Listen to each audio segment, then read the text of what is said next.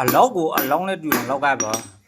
မသိတာရှိရဲ့မေးသိတဲ့လူကိုသွားပြီးတော့ငါ့ဘောတော့လာမမေးနဲ့ငါဘာမှမသိဘူး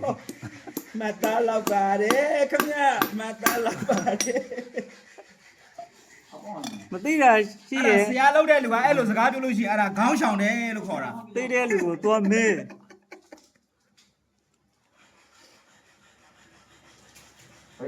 ဆရာလောက်တဲ့လူကအဲ့စကားပြောတာအဲ့ဒါခေါင်းဆောင်တယ်လို့ခေါ်တာ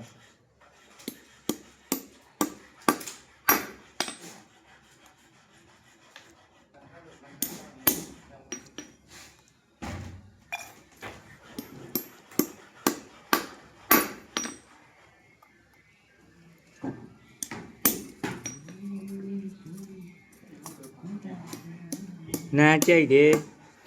ဆွေကြိုတယ်နားကြိုက်တယ်ပြေကချင်းနဲ့ညှက်တယ်ရိုက်တယ်ပြန်ညှက်တယ်ဒါဟိုပတိန်လောက်တွေလို့ခေါ်ပါတယ်ခင်ဗျာ